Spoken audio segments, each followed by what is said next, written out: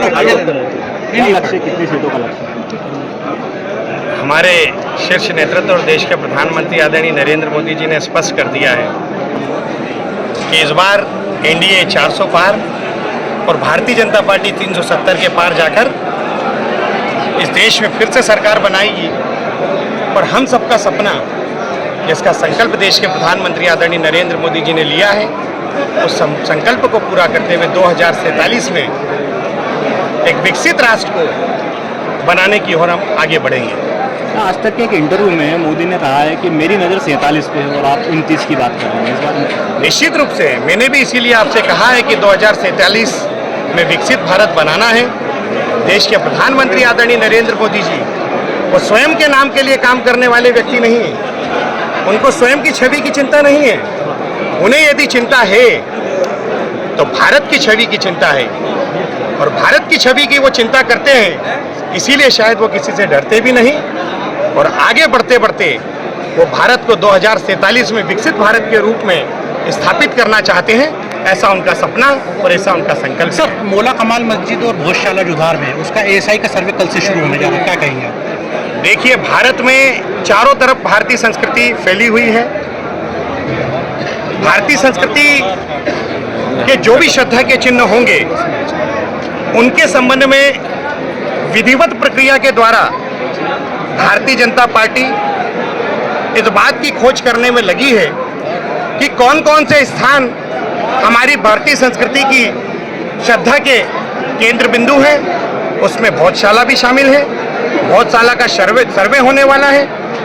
ASI उसका सर्वे करेगा, और सर्वे में यदि ये पाया जाता है कि ये स्थान भोजशाला का स्थान है, जैसा कि वास्तविक स्थिति भी यही है, तो निश्चित रूप से हिंदुओं की श्रद्धा के केंद्र भोजशाला का भी निर्माण करवाया जाएगा, और उसे भी विधिवत रूप से राम मंदिर की तरह स्थापित किया जाएगा।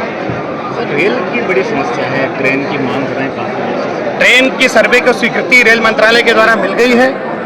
हम सबका भी यही सपना है कि बैजनाथ महादेव मंदिर का जीर्णोद्धार हो, विकास हो, और उज्जैन में दर्शन करने वाले दर्शनार्थी ट्रेन में बैठकर आगर मालवा आए, यहाँ पर आकर बैजनाथ बाबा के दर्शन करें।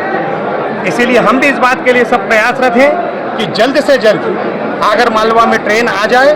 मैं लगातार इस बात के लिए प्रधानमंत्री जी के संपर्क में हूँ, हमारे रेल मंत्री आदरणीय अश्विनी वैष्णव जी के संपर्क में हूँ, और मेरा प्रयास रहेगा कि 2029 तक हम यहाँ पर ट्रेन की सुविधा को मुहैया करा दें। सर, क्या वजह मानते हैं कि इस समय बहुत ज़्यादा तादाद में कांग्रेसी भारतीय जनता पार्टी में शामिल हो रहा है? देखिए, कोई कांग्रेसी हो, कोई भाजपाई हो, कोई सपाई हो, कोई आप पार्टी का हो, या किसी भी अन्य पार्टी का व्यक्ति हो, वो इस बात को यदि जान जाता है कि इस देश में केवल एक ही पार्टी है, भारतीय जनता पार्टी, जो देश के लिए काम करने वाली पार्टी है, यदि उसके अंदर का राष्ट्रवाद जागता है तो उसे केवल एक ही पार्टी दिखाई देती है, वो है भारतीय जनता पार्टी।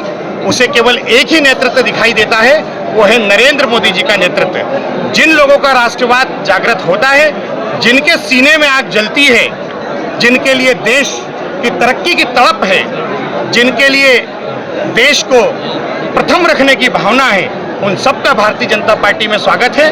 कांग्रेस के ऐसे मित्र जिनके मन में राष्ट्रवाद की ज्वाला जाग गई है, वो सब आज की तारीख में भारतीय जनता पार्टी को ज्वाइन कर रहे हैं, और नरेंद्र मोदी जी का कंधे से कंधा मिलाकर साथ देने के लिए तत्पर हैं।